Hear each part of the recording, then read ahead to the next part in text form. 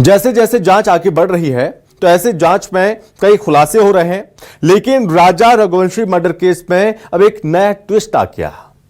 राजा के भाई सचिन की कथित गर्लफ्रेंड ने कई राज खोले हैं। सचिन की कथित गर्लफ्रेंड ने कहा कि राजा की प्रेमिका थी, राजा रघुवंशी की पहले से एक गर्लफ्रेंड थी। होली पर राजा ने गर्लफ्रेंड से मुलाकात कराई थी। महिला ने सचिन रघुवंशी पर भी गंभीर आरोप लगाया है। शादी का झांसा देकर शारीरिक संबंध बनाने का आरोप है। सचिन रघुवंशी और पीड़िता की मसाज पार्लर में मुलाकात हुई थी। सचिन रघुवंशी ने पीड़िता पर ब्लैकमेलिंग का आरोप लगाया है। अब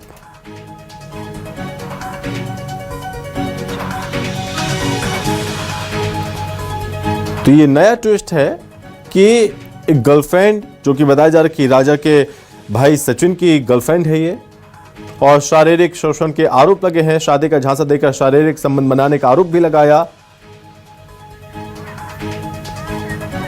राजा रघुवंशी के भाई सचिन रघुवंशी पर एक पीड़िता जो है वो आरोप लगा रही है कि उनके साथ में राजा रघुवंशी के भाई सचिन रघुवंशी ने शादी की और उसके बाद उनके साथ में दुष्कर्म भी किया, जिससे उनको एक बच्चा है और अब उनको अपनाने से मना कर दिया, जिसको लेकर अब इनका जो पूरा मामला है कोर्ट में लंबित है। मेरे साथ में पीड़िता मौजूद हैं।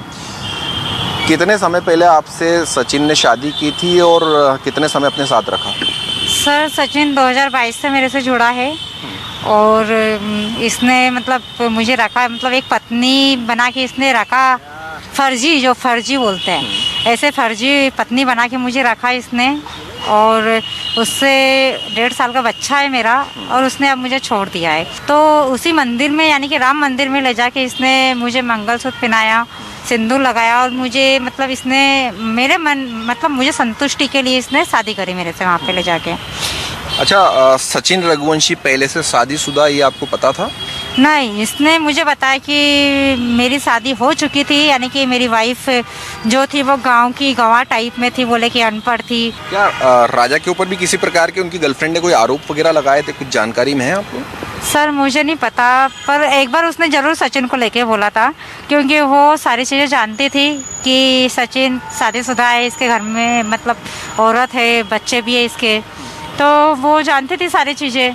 तो उसने राजा से बोला भी सही कि मतलब आपका भाई तो पूरा अय्याश टाइप का है। तो राजा को ये चीज़ अच्छी नहीं लगी, तो राजा ने उससे झगड़ा भी करा, कुछ दिन बातचीत करना उससे बंद की। सालों से राजा का उसकी गर्लफ्रेंड्स के साथ में रिश्ता था, कितने साल पुराना बताया था आपको? जब मेरे से फर्स्ट बार मिले थे तब मैंने पूछा था, तो 3 साल का उस टाइम पे बता रहे थे कि 3 साल हो चुके हैं इन लोग को। कहाँ की रहने वाली लड़की थी वो? सर गाँव तो मुझे एग्जैक्ट पता नहीं है कि वो कहाँ की रहने वाली है, और पता भी नहीं सर क्या उसका कभी कांटेक्ट नंबर इन्हें लेने ही नहीं दिए, क्योंकि वो सारी सच्चाई इनके बारे में जानती थी शायद। सर सोनम को क्या था क्या नहीं, सोनम के बारे में तो मैं कुछ भी नहीं बोल सकती, बस यही कि सोनम ने ये सब किया, अच्छा नहीं किया, उसकी सज़ा वो भुगतेगी। अपने मतलब मेरा कहना ये है कि सचिन के घर वाले, राजा के घर वाले जो उसके लिए न्याय मांग रहे हैं, तो भैया उसका भी तो परिवार का एक हिस्सा है, जो उसका बच्चा है सचिन रघुवंशी का, तो उसके लिए न्याय भी तो मिलना चाहिए ना। उसके लिए आज वो दर दर का भटक रहा है। जो होता है, प्रकरण दर्ज होने के बाद में 1 महीने 11 दिन की सचिन रघुवंशी जेल काट के आता है। हालांकि सचिन इस पूरे मामले में आरोप लगा रहा है कि जो पीड़िता है वो उसको लगातार ब्लैकमेल कर रही थी, उन्होंने 8 लाख रुपए जो है उनके अकाउंट पे ट्रांसफर भी किया है। लेकिन हालांकि अब देखना होगा कि न्यायालय में प्रकरण लंबित है, न्यायालय की तरफ से सुनवाई के बाद में क्या कुछ फैसला आता है, यह फैसला आने के बाद ही साफ हो सकेगा। कैमरामैन राजा के साथ हेमंत शर्मा, न्यूज़ 24 इंदौर। और इस पर ज्यादा जानकारी के साथ सहयोगी चंकी वाजपेयी लगातार हमारे साथ जुड़े हुए हैं।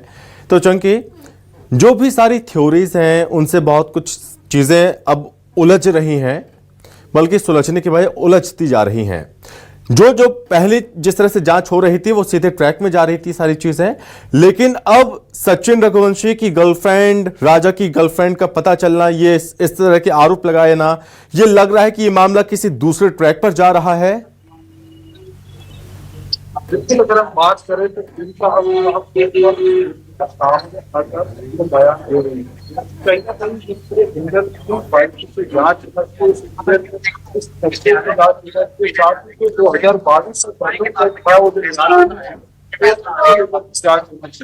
से इस बारे में हम अगर बात करें ये हमने बात से तो उनका ये कहना था कि सारे आरोप निराधार है, क्योंकि जब इस मामले की उनको जानकारी तब किया गया था और उन्होंने अपने अकाउंट से जो है 3 लाखों रुपए ट्रांसफर भी किए थे। इस तरह की बात उन्होंने प्राथमिक मोदी को बताई थी, लेकिन जिस तरह से अब कैमरे के सामने आकर कई तरह के आरोप लगाए तो ये कहीं ना कहीं कंप्लेंट दे सकते हैं। कई बात ये कहा है कि उसके साथ में न्याय होना चाहिए, क्योंकि जब एक परिवार एक बेटे की न्याय गुहार लगा सकता है तो क्यों ना वो उनका भी एक 1.5 साल का बेटा उसके लिए वो गुहार लगाती हुई नजर आ रही है। अब देखना होगा इस तरीके से इनका को न्याय मिल पाता है। अब उनके सामने पर मोदी समाज या पीड़िता ने ठीक है। और केंद्र के सामने आके साफ तौर पर कई तरह का बयान दे रही है। जी, बहुत धन्यवाद आपका तमाम जानकारी के लिए चूंकि